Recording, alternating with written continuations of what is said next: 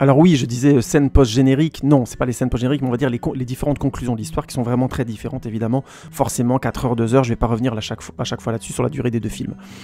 La chose suivante sur laquelle j'aimerais revenir en termes de différence, c'est la dynamique. Je l'ai déjà dit dans ma critique sans spoiler, mais j'aimerais la développer ici un petit peu dans la critique avec spoil pour aller un peu plus loin.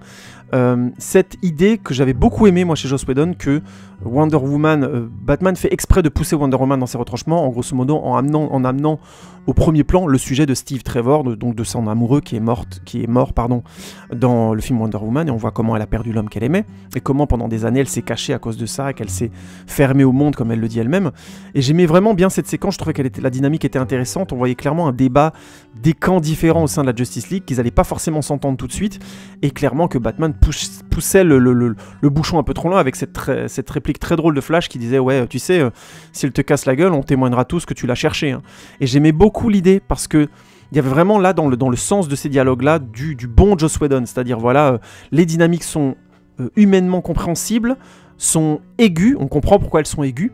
Batman veut absolument ramener Superman à la vie, c'est essentiel, donc il franchit la limite, mais en même temps, c'est un sujet tellement aigu pour Wonder Woman qu'elle ne peut pas s'empêcher de le pousser, elle lui fait limite mal. Donc c'est sous-entendu par le fait qu'à un moment donné, il est chopé par Superman, le balance, il se casse la gueule, et on voit notamment une séquence aussi que je trouve très belle, c'est Joss Whedon, où on voit notamment Wonder Woman remettre l'épaule en place de Batman, on comprend que la relation amoureuse entre Batman et Wonder Woman va arriver, mais c'est une belle séquence entre deux, c'est vraiment deux guerriers, elle lui remet l'épaule en place, et il est probable qu'une partie du bleu qu'il est devant, il lui doit à elle. Et ça, c'était, je trouve, bien écrit, c'était correct, c'était une bonne dynamique de groupe et je trouve que ça donnait du rythme aussi dans la narration. C'était mal conclu et ça restait niais malheureusement à cause de la conclusion et de la surimportance de Superman après, ce qui fait que toutes ces questions-là devenaient quasi secondaires, vu que c'est Superman qui sauvait toute la situation après, ce qui était vraiment une erreur je pense en termes d'écriture. Mais cette dynamique-là, je la trouve plus intéressante en termes de rythme de film que sur un montage de 4 heures où grosso modo, là, dans la version de Snyder, c'est tous les membres de la Justice League qui comprennent l'importance de la Mother Box et qui se disent on peut ramener Superman à la vie, et c'est une très belle séquence où on voit clairement personne n'ose le dire tellement c'est grave d'essayer de le ramener à la vie, tellement c'est dangereux, mais on voit Cyborg projeter l'image de Superman sur la Mother Box, et c'est une belle image en plus, c'est une belle séquence, dans un très beau plan circulaire entre eux où ils regardent tous cette projection avec le thème en plus du film original, le thème de vol du film de Man of Steel de Zack Snyder, et non pas, heureusement, mais quelle idée stupide, ça franchement, dans le cut de Joss Whedon, de ramener le thème des anciens films de Superman à Christopher Reeve, parce que c'est clairement plus du tout la même chose, quoi. Ça n'a vraiment pas sa place là, et donc c'est une très belle séquence, mais il y a pas d'opposition, clairement dans la Justice, ils se réunissent, il a plus ou moins du mal à faire venir Arthur Curry, mais finalement Arthur Curry, il a aussi Aquaman, donc il a ses trucs à régler, donc ils viennent un peu tous avec leurs propres intérêts, et au final il n'y a que Wonder Woman qui arrive plus ou moins à tirer Cyborg dans le truc, mais Cyborg est vraiment dans le truc définitivement, il voit que son père se fait tuer, donc vraiment, il y a, je trouve, une dynamique de groupe qui était plus vraisemblable, plus émotionnellement cohérente. Là où, chez Zack Snyder, c'est des héros, quoi. Donc, ils vont forcément le faire ensemble, donc ils vont forcément se battre, donc ils vont... vous voyez ce que je veux dire ? Il y a une sorte d'évidence que je trouve, pour le coup, moins intéressante en termes de dynamique, et qui, en plus, enlève certaines séquences que je trouvais, pour le coup, très drôles. Encore une fois, certaines répliques de Flash qui étaient très sympas,